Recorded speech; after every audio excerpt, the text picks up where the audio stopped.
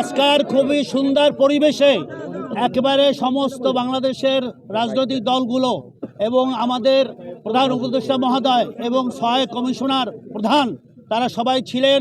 আন্তরিক পরিবেশে সুন্দর আলোচনা হয়েছে, শুভেচ্ছা বিনিময় হয়েছে এবং আমাদের প্রধান উপদেষ্টা মহোদয় বলছেন যে এইটা হয়েছে আমাদের আজকের সৌজন্য এবং আমরা আগামীতে কি করব।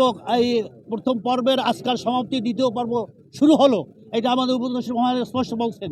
সেহেতু আমরা কিভাবে আগাবো, আগানের দৃষ্টিকোণ সেটা তিনি বলছেন যে আমরা বলছি আমাদের দলের পক্ষ থেকে যে আমরা প্রথমে সংস্কার চাই। এই সংস্কার করতে হবে, প্রয়োজনীয় সংস্কার করার পরে তারপর নির্বাচনে যে সমস্ত ত্রুটিগুলো আছে সেগুলা দেশ জনগণের কাছে ওয়েবসাইটে সব বিস্তারিত আসবে, সেখান থেকে জনগণের মতো আসবে। এরপরে আমরা বলছি, আপনারা জানেন প্রতিনিধিত্ব অর্থাৎ পিআরের ব্যাপার, পিআরকে আমরা জোর দিছি যে পিআর হলে তাহলে আর কোনো বৈষম্য থাকবে না, সবাই সেই সরকারে থাকতে পারবে। তারপর আমরা তৃতীয় বলছি যে এই যে আওয়ামী লীগ সরকার যেভাবে আমাদের ছাত্র জনতাকে খুন করছে এইটার বিচার হতে হবে। এই বিচার না হওয়া পর্যন্ত আমরা এই নির্বাচনকে বলবো যে সুষ্ঠু হবে না।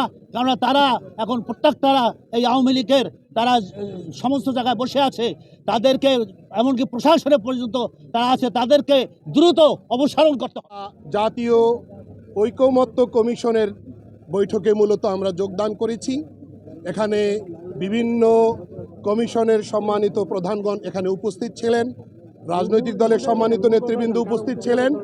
তো এখানে আমরা মূল যেই বিষয়টাকে আমরা দলের পক্ষ থেকে ফোকাস করেছি সেটা হলো আমরা সংস্কারও চাই, আমরা যৌক্তিক সময়সীমার মধ্যে নির্বাচনও চাই এবং আমরা স্পষ্ট বলবার চেষ্টা করেছি যে আমরা পরাজিত শক্তি, যারা মানবতা বিরোধী অপরাধের দায় যাদের মাথার উপরে রয়েছে, আমরা তাদের প্রত্যেকের বিচার চাই এবং জাতীয় নির্বাচনের আগে আমরা স্থানীয় কোনো নির্বাচনে চাই না। ঝুঁকি রয়ে গেছে, ইউনিয়ন কাউন্সিলের নির্বাচনে যদি রাষ্ট্র পা রাখে তাহলে সেখানে মারামারি, খুনাখুনি, একটা অনাকাঙ্ক্ষিত পরিস্থিতি সৃষ্টি হতে পারে। এই জন্য আমরা দলের পক্ষ থেকে প্রস্তাবনা দিয়েছি যে আমরা সর্বাগ্রে জাতীয় নির্বাচন চাই।